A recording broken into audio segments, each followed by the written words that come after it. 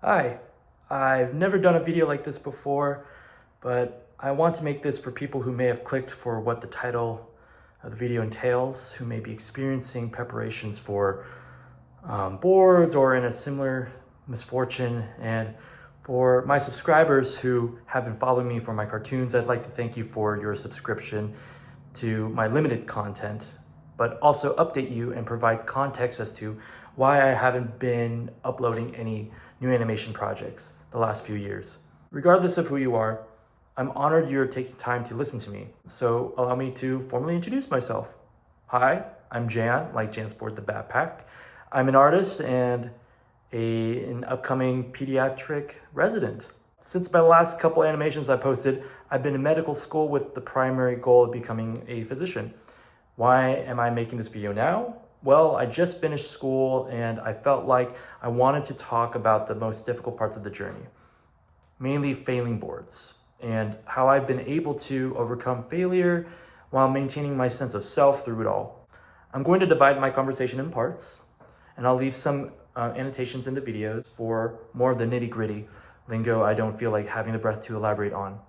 Please enjoy, and I hope you find this enlightening and encouraging. Part 1, COMLEX. So in the spring of 2024, I started prepping for the COMLEX Level 1 with the intention of taking Step 1 as well.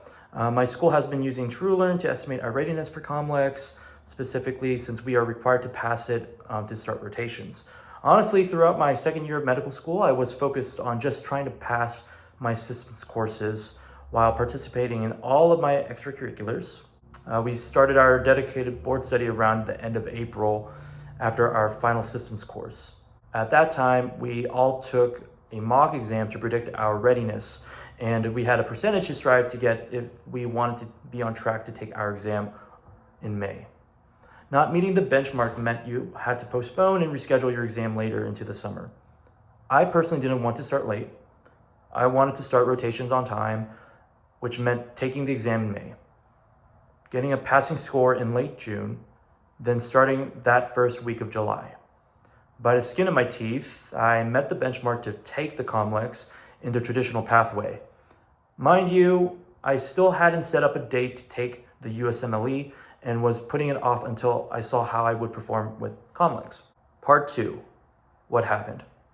Starting my dedicated gave me 4 weeks until I took my exam. However, the week of my exam was also the same week as my grandma's birthday. I wanted to be present for her in that week, especially since she was in home hospice care. Arranging my exam close to her felt like a good use of time, if I was more intentional with my board study months prior to my date. I spent most of my 4 weeks prepping by doing TrueLearn questions, and I had just opened my copy of First Aid. And I mean, I did my required TrueLearn quizzes, and I listened to board prep question podcasts on Spotify. Truly a questionable approach to dedicated board study. Anyway, I was not completely consistent with my study strategy, and I decided to prioritize using the last few days prior to the exam to care for my grandma. I took the exam with a bunch of my friends and classmates at the same testing site. Part 3, test anxiety? Let me paint you a picture. I'm in the testing center, said my prayers, and started the 352 question multiple choice exam. Looking back, I can't believe how many times I would go read a question and then instantly flag the question. Throughout my first few years of medical school, flagging was my method of predicting my performance. I was pretty good with predicting a low pass based on how many questions I flagged to be incorrect.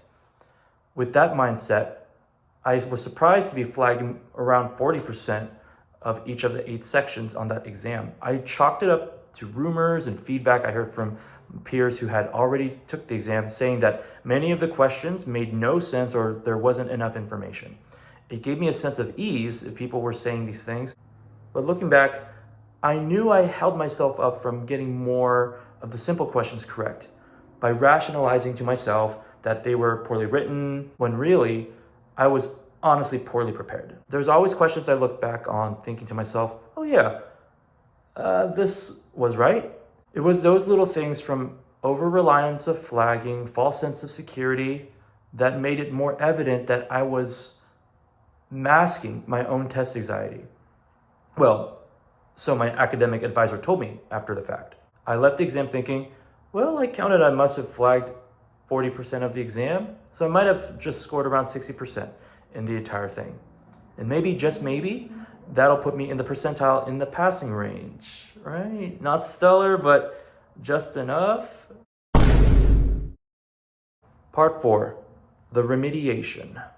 Well, I spent the next hour that morning seeing my score, pacing my apartment, freaking out about the implications of starting late and figuring out what my schedule will have to look like so I may be prepared to retake the exam. And this was more money I'd have to be throwing around. Med school ain't cheap. I spent the day cracking into my first aid book, reviewing psychiatry, going to the local shelter to volunteer, and then go line dancing that evening. I was able to spend the day to be in the company of friends and allies who helped provide comfort during this time. One of them, a doctor, who assured me that failing wasn't the end. Nonetheless, I felt this wave of shame on myself for failing. I truly believed everyone in my class deserved to pass. So I felt I might have been the only one to have failed, which heightened my sense of inadequacy. That was until one of my friends in my class reached out, admitting to have failed his exam and looked for folks to study with. I immediately jumped on board and called him to talk about what happened. And then I started to get more connected with folks in my class who were in the same boat as me. Not the most ideal to hear in terms of class pass rate, statistics, but hey, that instance, I felt like I was no longer alone. I had people I could walk with in this process of retaking the exam. I realized the importance of faith and community during this time of despair. It felt like my pursuit of a medical career was at a standstill, yet there were people by my side I could continue to do life with. I had my Zoom meeting with the school faculty to discuss what happened and establish a remediation plan prior to retaking the exam. And it was evident that it was unwise of me to pursue taking the USMLE at this point. The game plan was simple enough. Subscribe to a content review program as reimbursed by my school, with supplementation reading from first aid, marathon the microbiology sketchy videos and annotate on my first aid book, do 100 question blocks the following morning, and reserve time to meet with the motley crew to work on True Learn questions together. That was another point of my performance I needed to better employ. During the first 2 years of med school, I've always had a few friends to study with that helped with my own success. Study buddies were my soundboard that kept me accountable on solidifying my understanding of important concepts. And guess what I did during my dedicated board time? None of that. I made sure to meet with friends in person or over FaceTime to review concepts and quiz each other. The coolest thing about those 10 weeks of board studying was that I was able to really connect with my friends towards the goal of passing and encouraging them in their studies as much as they were encouraging me. I've completed the COMLEX Level 1 question bank on TrueLearn and done a few NBOME 200 question practice exams and the free 120 as well. My school also opened an additional mock exam on TrueLearn for me to take the 2 weeks prior to my retake. I did much better on that exam compared to the mock exam I took back in April. My greatest fear of diving back into board studies was sacrificing time away from friends and family. That can't be more far from the truth. I set my schedule every day to start the day in my study space from 6 a.m. to 7 p.m. My academic advisor also insisted I have a dedicated day of rest from studying. I got to play music at a friend's wedding, go hiking, ride down the river with friends. There was still a time and a place for me to be with other people despite my necessity to focus on my retake. I felt like I gave myself the time to study, the time to recharge, and the time to experience life to feel just as ready for the exam retake. The remediation taught me to recenter how I've intentionally used my time. I came into my second attempt feeling more confident in what I've learned, feeling more energized and less stumped in answering questions. I remember going to the bathroom every 2 sections to wash my face and hype myself up, and I came away from the retake feeling good. I even texted my academic advisor exclaiming how I flagged just a few questions per section. But putting in the work for 10 weeks, all I had to do now was just leave it to God and wait. Part 5, the wait. I took my exam in late August, towards the end of the testing window, which meant I just had to wait a couple weeks before the results came out. It was nice not having to wait so long, just as I did after taking the test initially back in May. In the meantime, I was hanging out with friends and working on illustrations for my school's anatomy department. During my dedicated boards, I was watching a lot of Olympics coverage. It definitely gave me the travel bug, so to incentivize my own studying, I booked a week-long trip to Australia just before my score would drop. Instead of twiddling my thumbs, waiting for my score, I felt like having a trip to look forward to would be good for my soul, especially since it was an art sabbatical. After enjoying a week of painting around Eastern Australia, I came back to school just a day before I would get my score back. Honestly, after my second attempt, I truly felt like I passed. I had a greater sense of peace and no need to focus or rationalize what I got wrong as I had done during my first attempt. The morning the email would come out, I was hanging out in my room just thinking and praying for good news. Since I had an hour before the anticipated time the result would be released, I went to get ready for the day. I checked my phone and saw a text from my advisor saying, "Congrats." My eyes widened and I dropped everything. I checked my email and saw the announcement and I rushed to my computer to view the exam results in my NBOME account. My computer was running slow, so I decided to call my advisor. She picks up and says, "Hi, Jan." And I say, "Hi, are you for real?" And she's like, "Yeah." And I was so happy. I definitely started to cry. After heartache and 10 weeks of remediation, I did what I needed to do to move on and start my rotations. I was so excited to finally move on. It felt so earned to think if I did miraculously pass back in May, perhaps I wouldn't have started taking studying for my COMLEX or shelf exams and COMLEX Level 2 more seriously. More importantly, it brought me so much joy when I learned my other friends who I studied and walked on this journey with passed their second attempts too. Finally, we were third-year medical students, getting much closer to our goals of graduating and becoming doctors. Obviously, there was more obstacles to overcome, but we came out with more grit and support for each other than ever before. Speaking of obstacles, Part 6, Level 2. After this last year of clinical rotations, it was time to prepare for the next board exam. When it comes to how much time I gave myself for dedicated this time around, it was certainly a little different. To be honest, I would say I started the process of studying for boards when I started my 4-week emergency medicine rotation in July of last year, since I still needed to catch up on getting credits completed for graduation. I took a 3-week non-clinical rotation and did a heavy load of board study in that time as well. And then I marked a 4-week block for dedicated boards. But I took the exam the Monday in that 4th week, so it was really 3 weeks. All in all, I'd say I gave myself around 10 weeks to prepare for Level 2. It was a similar window as to when I took Level 1. Why not be a little consistent? What I did to prepare for this exam that was similar from how I prepared for Level 1 was employing a similar daily study schedule. 100 True Learn questions in the morning, review afterwards, do a round of questions with a study group, then review a chapter in first aid. Rinse, lather, repeat. It was so nice being able to commit an hour to study with different friends, since it always helps me with synthesizing and improving my understanding of content. Now, what did I do to prepare that was different? I didn't use a content review program, mostly relying on Step 2 first aid. I actually did most of my content review over the course of my emergency medicine rotation, since I had a lot of downtime to read first aid. I was also going through AMBOSS questions in preparations for my emergency medicine COMAT. I intended to use my time in this way when studying for my COMAT, as I anticipated a lot of medicine content overlapped for actual board review anyway. I also did a ComState practice exam 2 weeks prior to my testing date, just to get more practice in. Now, I don't want to say it's a good predictor of actual board exam performance, but the questions felt on par of what to expect on the actual exam. I do wish I did some more NBOME practice exams or even used UWorld. But I already had been using AMBOSS as my question bank during my preparations for my COMAT, so I thought it was important to stick to TrueLearn and one other study resource. And I never truly engaged with Anki past my second year of school. What people will do to study is certainly going to be different for everyone. So the day before my test, I took an hour taking a walk around the testing site.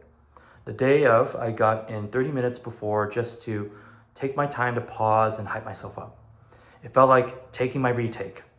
I went in, went through each section, flagging a few questions along the way to revisit if I had time. Strangely, it felt very much like level 1. Like the question content felt something straight out of it. Not to say that it was easy, I just felt like it wasn't fair or reflective of what I studied for. But that's just my opinion. They asked questions on statistical models and ethical steps. It just didn't feel like they were testing us for our pure knowledge of medicine, just as it was for the shelf exams and COMATs.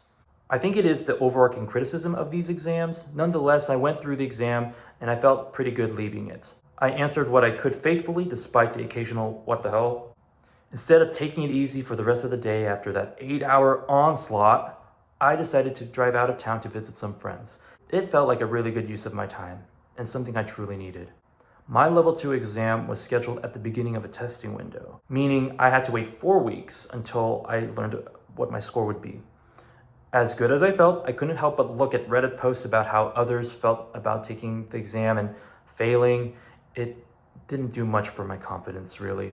I decided to focus on my next rotation in inpatient pediatrics and prepare my ARIS application for residencies. And of course, just enjoy life.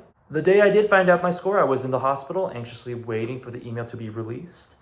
It dropped and I felt like my heart was going to drop. I quickly logged in to see my score just to rip the band-aid. And by all that is holy, I did it. Now, how did I actually do? I'll be frank, I didn't score a high percentile, which although not ideal, it was still a passing considering I needed to score in the 5th percentile or higher. As expected, I knew I messed up on a bunch of questions when I did review after the exam. It brought me so much confidence when I saw my score breakdown to see that my highest performing specialty topics were in OMN, pediatrics, and surgery, which, funnily enough, were my highest scoring COMATs I took during my core clinical rotations. Anyway, the actual score was not in the forefront of my mind as was the fact that I passed. And given the risk of failing was higher in folks who had a history of failing level 1, this was a huge win.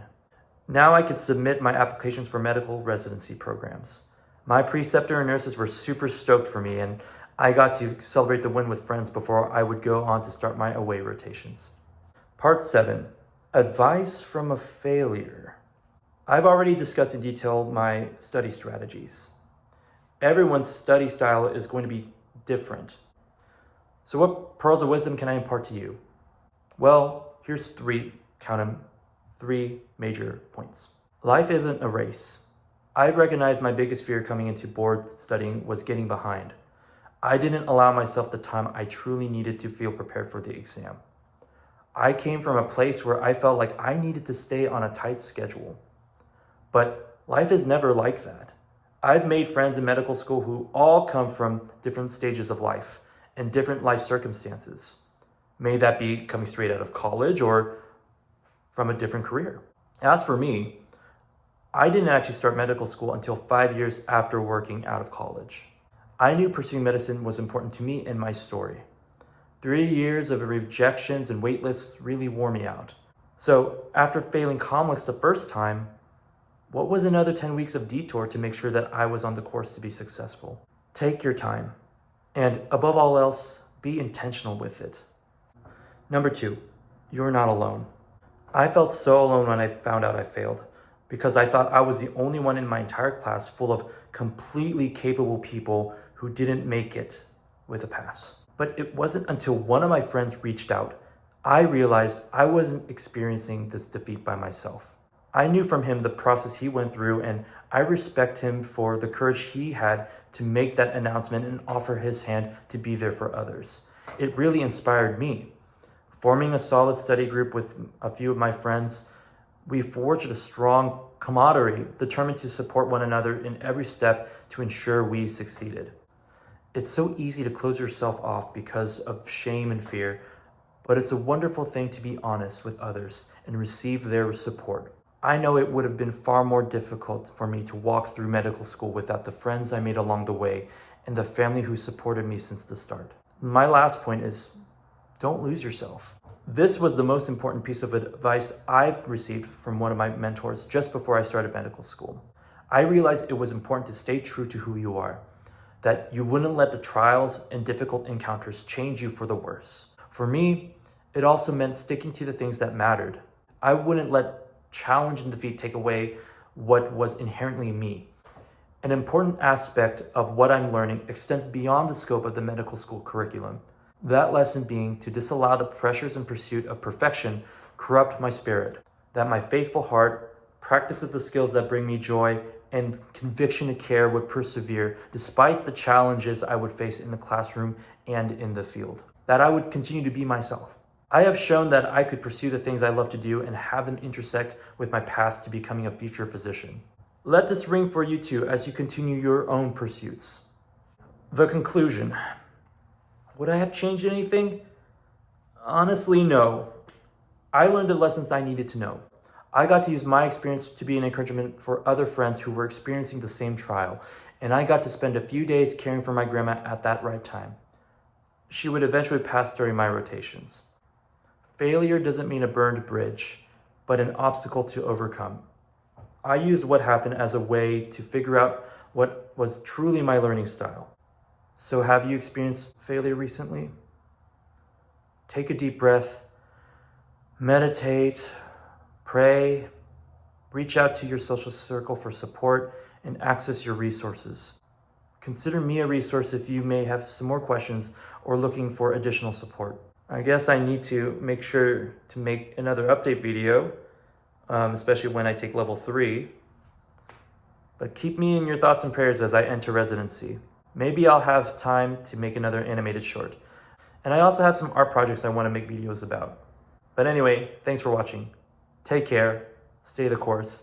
And if you got some big exam coming up, good luck.